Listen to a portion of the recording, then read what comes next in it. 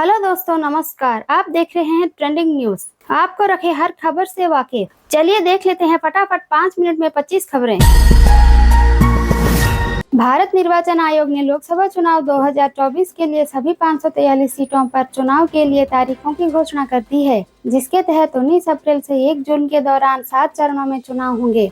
4 जून को मतगणना की जाएगी। मौजूदा लोकसभा का कार्यकाल इस साल 16 जून को हो रहा है खत्म। लोकसभा चुनाव 2024 के लिए चुनाव आयोग ने 7 चरणों की चुनाव कार्यक्रम की घोषणा कर दी है। चुनाव तिथियां एवं कार्यक्रम की घोषणा के साथ ही देश भर में आचार संहिता हो गई है लागू। भारत के मुख्य चुनाव आयुक्त राजीव कुमार ने शनिवार को बताया है कि देश के 12 राज्य व केंद्र शासित प्रदेशों में आज महिला वोटरों की संख्या पुरुषों से ज्यादा है। अब देश में प्रति 1000 पुरुष वोटरों के मुकाबले महिला वोटरों की संख्या बढ़कर 948 हो गई है।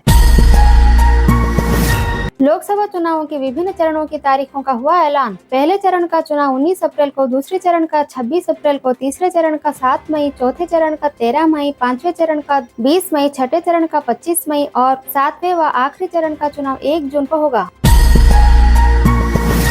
लोकसभा चुनाव के साथ 4 राज्यों के विधानसभा चुनावों की तारीखों का हुआ ऐलान। सिक्किम, अरुणाचल प्रदेश 19 अप्रैल, आंध्र प्रदेश में 13 मई और उड़ीसा में चुनावों के लिए 13, 20 व 25 मई और 1 जून को होगा मतदान।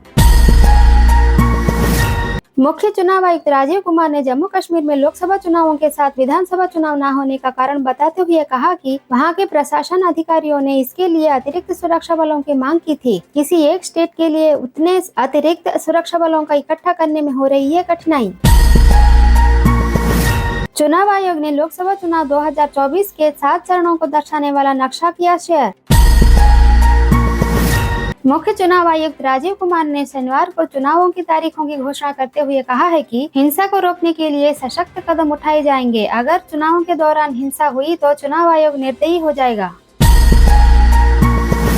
लोकसभा चुनाव 2024 में पहली बार 85 साल से अधिक उम्र के मतदाताओं और 40% से ज्यादा विकलांगता वाले वोटर्स कर सकेंगे घर से मतदान।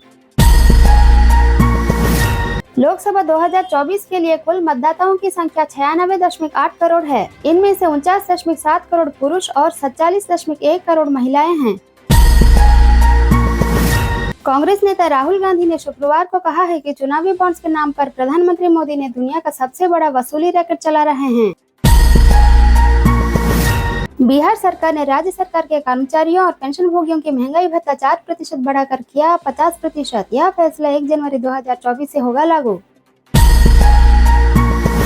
दिल्ली के मुख्यमंत्री अरविंद केजरीवाल को कोर्ट से मिली जमानत। दिल्ली के सत्र अदालत ने ईडी की शिकायत पर दिल्ली के मुख्यमंत्री अरविंद केजरीवाल के खिलाफ एक मजिस्ट्रेट कोर्ट द्वारा जारी की गई समन पर स्टे लगाने से किया इनकार।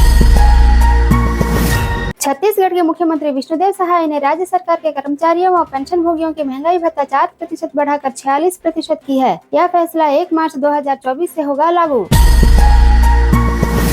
पश्चिम बंगाल के मुख्यमंत्री ममता बनर्जी की पार्टी टीएमसी ने लोकसभा चुनाव 2024 के लिए उत्तर प्रदेश के भदोई सीट से ललतेश पति त्रिपाठी को बनाया है उम्मीदवार। गठबंधन के तहत सपा ने टीएमसी के लिए छोड़ी थी यह सीट।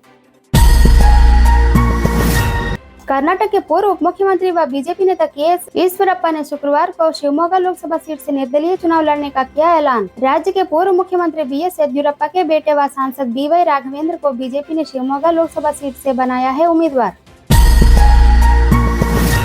बिहार में एसआई पद के लिए मुख्य लिखित परीक्षा का परिणाम हुआ जारी। 7,623 अभ्यर्थी हुए सफल। मुख्य लिखित परीक्षा में सफल घोषित किए गए अभ्यर्थियों का शारीरिक दक्षता परीक्षा में शामिल होना होगा अनिवार्य।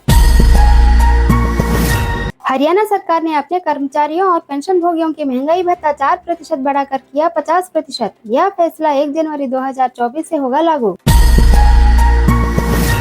बिहार सरकार ने कैबिनेट बैठक में शिक्षकों के 25,000 से ज्यादा नए पदों को दी मंजूरी। केंद्र सरकार ने शनिवार को यासिन मलिक के संगठन Jammu Kashmir liberation front JKLF पर अलगाववादी गतिविधियों के चलते लगे प्रतिबंध को 5 साल के लिए बढ़ाया। प्रधानमंत्री नरेंद्र मोदी ने ट्वीट करते हुए बताया है कि 1 महीने में 1 करोड़ से ज्यादा घरों ने पीएम सूर्य घर मुफ्त बिजली योजना के तहत कराया पंजीकरण। आगामी लोकसभा चुनाव से पहले शनिवार को गायिका अनुराधा पौडवाल ने बीजेपी में हुई शामिल। हिमाचल प्रदेश में राज्यसभा चुनाव में क्रॉस वोटिंग के चलते निलंबित किए गए 6 कांग्रेस विधायकों की याचिका पर 18 मार्च को सुनवाई करेगा सुप्रीम कोर्ट। तेलंगाना के पूर्व मुख्यमंत्री केसीआर की बेटी व बीआरएस एमएलसी के कविता को कथित शराब नीति घोटाला मामले में कोर्ट ने 7 दिनों के लिए ईडी की हिरासत में भेजा। एआईएमआईएम के प्रमुख असदुद्दीन ओवैसी ने सीएए पर रोक लगाने की मांग करते हुए सुप्रीम कोर्ट में एक याचिका दायर की है। सुप्रीम कोर्ट सीएए पर रोक लगाने से जुड़ी याचिकाओं पर 19 मार्च को करेगा सुनवाई।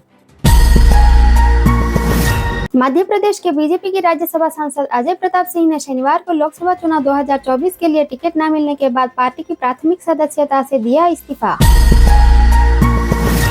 सरकार ने एलआईसी के कर्मचारियों के वेतन में 17% की बढ़ोतरी को दी मंजूरी। अगस्त 2022 से होगी लागू। इसके साथ ही 2010 के बाद शामिल हुए लगभग 24,000 कर्मचारियों का एनपीएस योगदान 10% से बढ़ाकर किया 14%।